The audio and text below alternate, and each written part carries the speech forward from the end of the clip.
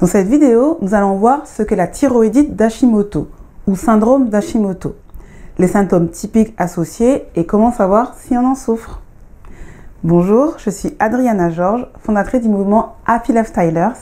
J'accompagne les femmes souffrant d'hypothyroïdie ou de thyroïdite de Hashimoto à rééquilibrer leur thyroïde pour se sentir belle et pleine d'énergie sans produits chimiques. Pour ne manquer aucune vidéo de la chaîne sur cette thématique, pensez à vous abonner en cliquant sur les boutons ici ou là. Et si vous souhaitez rejoindre la communauté des Happy Lifestylers pour en savoir plus, cliquez sur le lien dans la description ou dans les commentaires. Nous avons vu dans une précédente vidéo ce qu'est l'hypothyroïdie. Aujourd'hui, nous allons voir un autre dysfonctionnement qui est fréquemment associé, la thyroïdite de Hashimoto. La thyroïdite de Hashimoto est une maladie auto-immune qui touche la thyroïde. Quand un terme médical se termine par « it », comme dans thyroïdite, cela fait souvent référence à une inflammation. Un exemple est une rhinite, qui correspond à une inflammation des muqueuses de la cavité nasale, à l'intérieur des narines. Littéralement, thyroïdite signifie donc une inflammation de la thyroïde. C'est un médecin japonais, le docteur Hakaru Hashimoto, qui a découvert cette maladie. En effet, il est parti faire des études d'anatomopathologie aux côtés du professeur Edward Kaufmann à l'université de Göttingen en Allemagne. Durant ses études, il a eu l'opportunité d'analyser finement plusieurs glandes thyroïdes enlevées à des femmes à cause d'un goitre. Il a été ainsi le premier à publier un article sur cette maladie en 1912. C'est pourquoi cette thyroïdite porte son nom. Pour vous donner une définition plus complète, je vais vous en partager une que j'aime bien.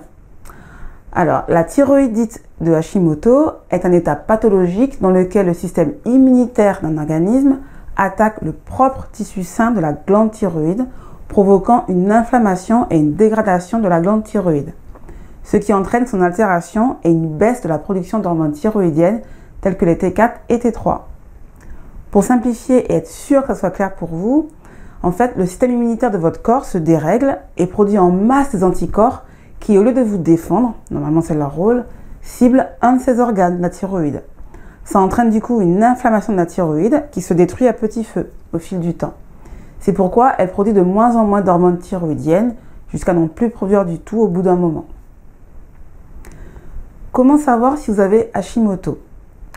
Ces anticorps que le corps produit en masse sont appelés antithyroïdiens car ils sont dirigés contre la thyroïde. Il y en a deux qui sont typiques d'Hashimoto.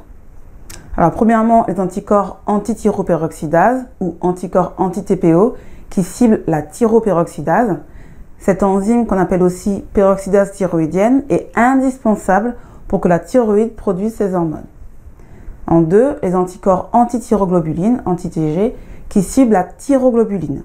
Cette protéine, dont la production est contrôlée par la TSH, est indispensable aussi pour la fabrication des hormones T4 et T3 par les thyréocytes. On ne trouve cette protéine que dans la thyroïde quand elle fonctionne bien. Aussi, pour diagnostiquer une thyroïdite d'Hashimoto, la méthode la plus courante est de réaliser une analyse sanguine pour mesurer le taux de ces deux types d'anticorps. Ne chercher qu'un seul type n'est parfois pas suffisant car il arrive qu'un seul des deux dépasse les normes. Il arrive même parfois que les deux soient dans les normes pour une personne mais qu'elle soit quand même atteinte de Hashimoto.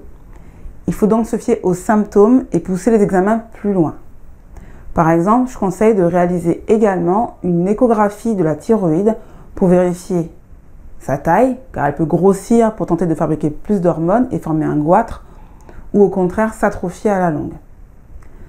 Regardez aussi sa structure et aussi la présence de nodules.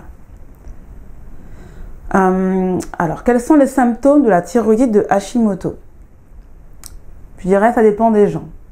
En général, les symptômes sont ceux de l'hypothyroïdie. Fatigue intense, frilosité, rythme cardiaque lent, prise de poids, chute de cheveux, peau sèche. J'en ai parlé dans une autre vidéo. Cependant, certaines personnes vont d'abord être en hyperthyroïdie avec un taux trop élevé d'hormones thyroïdiennes dans le sang. C'est ce qu'on appelle l'achitoxicose.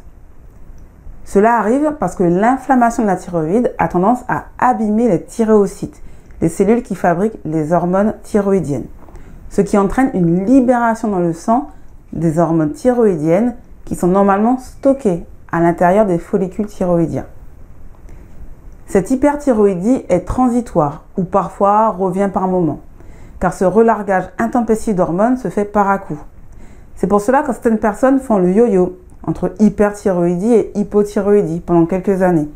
Mais à la fin, elles finissent toutes en hypothyroïdie quand la thyroïde est trop abîmée ou atrophiée. Est-ce que la thyroïdite de Hashimoto est la principale cause de l'hypothyroïdie? La plupart des gens disent que la thyroïdite de Hashimoto est la cause numéro 1 de l'hypothyroïdie. Moi, je ne suis pas vraiment d'accord avec cette idée. Pour moi, il n'y a pas qu'une seule cause, qu'un seul paramètre qui déclenche une hypothyroïdie. C'est mal connaître le corps humain ou c'est sous-estimer sa complexité. En tant que thérapeute holistique, je considère toujours un trouble dans sa globalité. Toutes les cellules, tissus ou organes de notre corps sont interconnectés. Tout est lié. La santé de votre thyroïde est liée à la santé de votre système immunitaire, qui est liée à la santé de vos intestins, qui est liée à la santé d'autres organes, de votre système digestif, qui est liée aussi, à la santé de votre peau, vos cheveux, etc. La première chose que j'ai appris quand je me suis intéressée aux médecines naturelles, c'est qu'il faut analyser le corps dans sa globalité. Une pathologie est souvent associée à une ou plusieurs autres pathologies. Il faut toutes les identifier pour toutes les traiter afin d'espérer une rémission durable. Sinon, c'est un cercle vicieux sans fin. L'hypothyroïdie ne déroge pas à cette règle et est souvent accompagnée d'autres troubles. Donc oui, une thyroïdite de Hashimoto est souvent associée à une hypothyroïdie, mais c'est rarement l'unique cause. C'est pour cela que je ne suis pas d'accord avec ce dogme qui dit que c'est la cause numéro 1. Pourquoi c'est important de savoir si vous avez Hashimoto? Malheureusement, encore aujourd'hui, peu de médecins pensent à vérifier le taux des anticorps antithyroïdiens.